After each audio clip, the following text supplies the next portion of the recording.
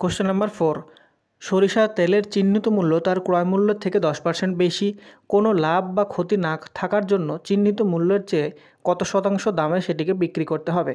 অর্থাৎ এখানে আমাদেরকে এমপি বা চিহ্নিত মূল্য দেওয়া আছে বা মার্ক প্রাইস যেটাকে আমরা বলি, আর ক্রয় মূল্য বা সিপি দেওয়া আছে।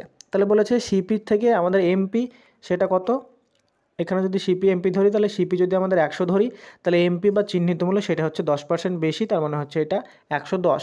এবার এখানে আমাদেরকে বলেছে যে কোনো লাভ বা ক্ষতি থাকতে হবে না, তাহলে আমাদের এই যে চিহ্নিত মূল্য ছিল সেটা থেকে কত শতাংশ কমে বিক্রি করতে হবে। কখন আমাদের লাভ বা ক্ষতি থাকে না, যখন আমাদের ক্ষতি হয় তখন আমাদের ক্রয় মূল্যটা বিক্রয় মূল্যের থেকে বেশি হয়, এখানে হবে এসপি। আবার যখন আমাদের লাভ হয় তখন আমাদের সিপিটা এসপির থেকে কম হয়। আবার যখন আমাদের লাভ ক্ষতি কিছুই হয় না তখন আমাদের CP is equal to SP হয়। তাহলে এখানে আমাদেরকে বলেছে যে লাভ ক্ষতি কিছুই নাই, তার জন্য আমাদেরকে SP is equal to CP হতে হবে। তাহলে এখানে আমাদের ক্রয় মূল্য 100 যদি ধরি তাহলে আমাদেরকে বিক্রয় মূল্য 100 হতে হবে। তারপরে বলেছে যে চিহ্নিত মূল্যের থেকে কত শতাংশ কমে বিক্রি করতে হবে। তাহলে এইটা হচ্ছে আমাদের চিহ্নিত মূল্য বা এমপি, আর এইটা হচ্ছে আমাদের বিক্রিত মূল্য। তাহলে এখান থেকে আমাদের কত শতাংশ কম হয়েছে সেটা বার করলে আমরা অ্যান্সারটা পেয়ে যাব।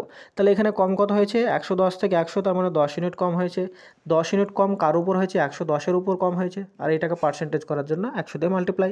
তাহলে এইটা দিয়ে যদি 0 0 কাটি তাহলে 100/11, তার মানে এইটা আমাদের পেয়ে যাব 9-11-99, তার মানে 9.1-11%। এইটা হয়ে যাবে আমাদের উত্তর, যেটা আমাদের অপশন নাম্বার বি হয়ে যাবে সঠিক উত্তর।